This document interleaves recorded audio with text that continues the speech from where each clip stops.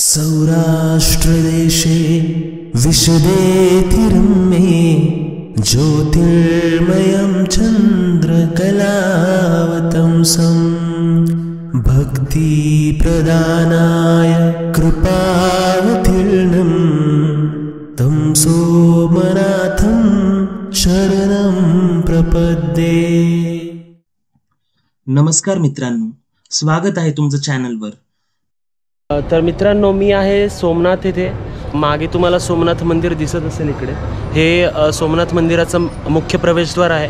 मागील व्हिडिओमध्ये आपण सोमनाथ मंदिराचे दर्शन घेतले, तर या व्हिडिओमध्ये आपण सोमनाथ मंदिराच्या आसपास असलेली महत्त्वाची ठिकाणे एक्सप्लोर करणार आहोत, ज्यामध्ये आपण पाहणार आहोत बाणगंगा, भालका तीर्थ, त्रिवेणी संगम आणि गोलोकधाम तीर्थ। तर आपण सध्या आलो आहोत श्री भालका तीर्थ येथे। भालका तीर्थ गुजरातच्या वेरावळ येथे स्थित आहे।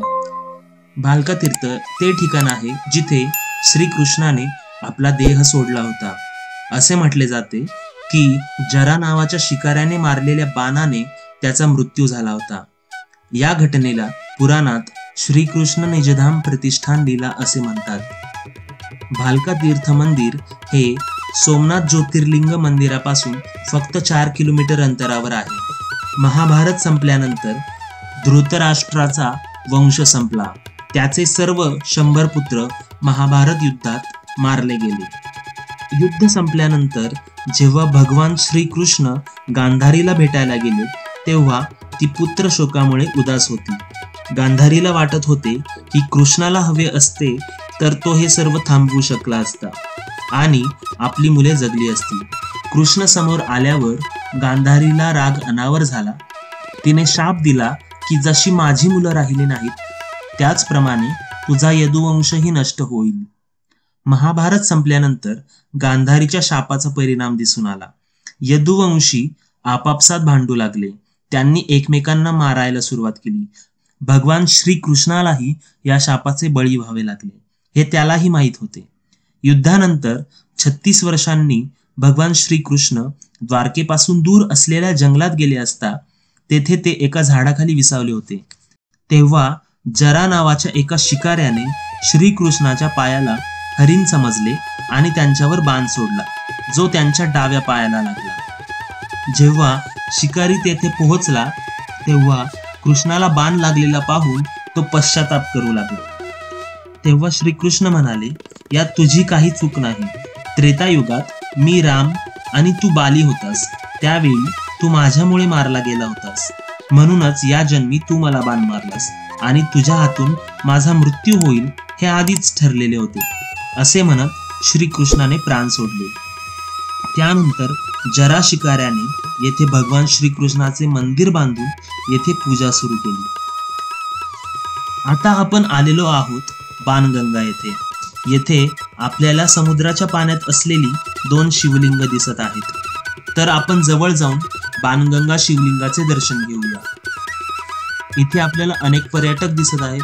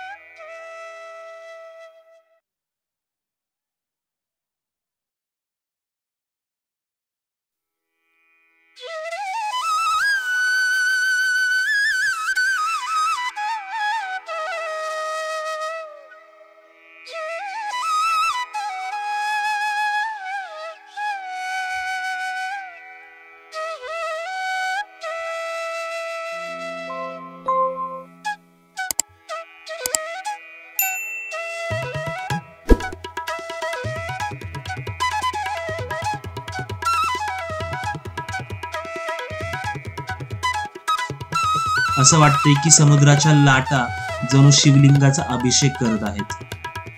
खरंच अतिशय सुंदर दृश्य दिसत आहे.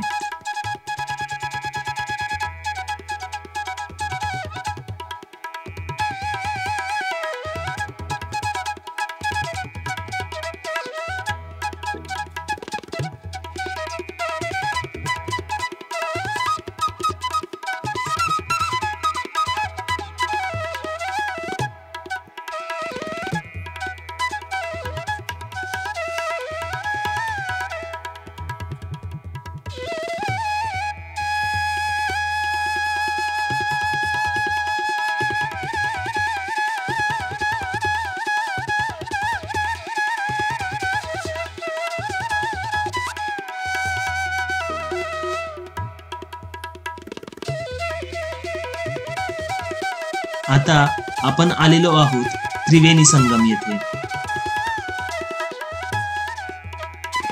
त्रिवेणी संगम हा हिरण, कपिला आणि सरस्वती या 3 नद्यांचा संगम आहे.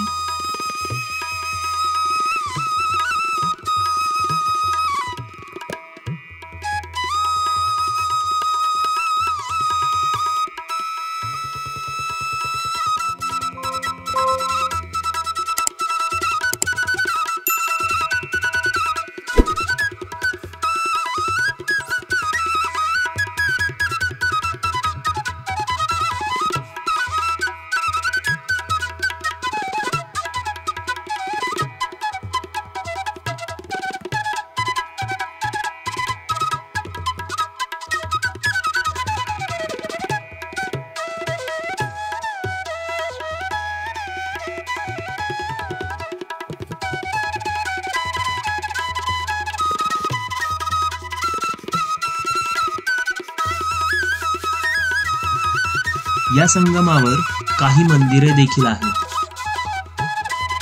इथे येऊन खूप शांत आणि प्रसन्न वाटले.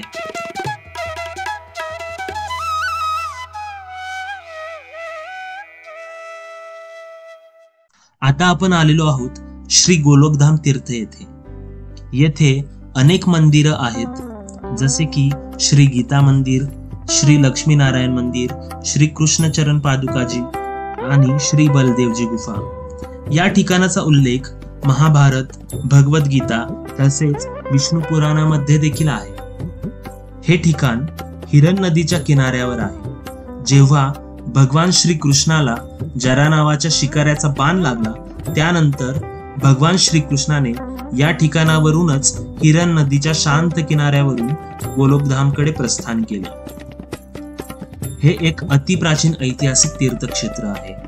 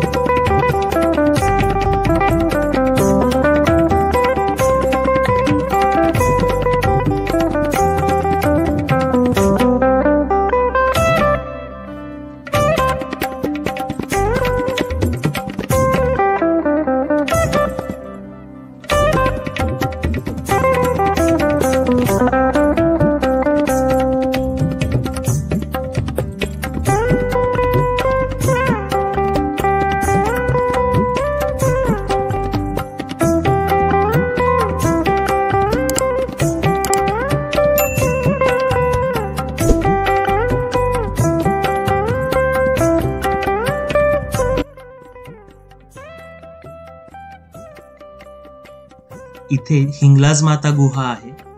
गुहेमध्ये हिंगलाज मातेचे मंदिर आहे.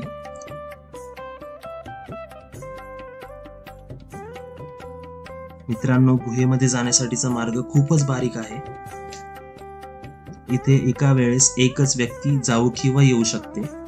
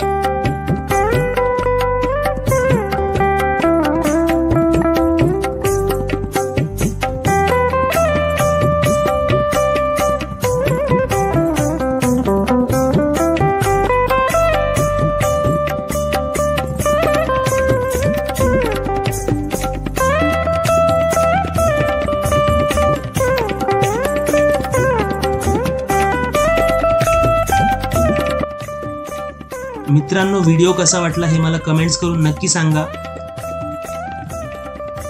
व्हिडिओ आवडला असेल तर नक्की लाईक करा आणि शेअर करा तुमच्या मित्रमैत्रिणींसोबत आणि फॅमिली मेंबर्स सोबत. तसेच चॅनल सबस्क्राईब करायला देखील विसरू नका. जय हिंद, जय भारत.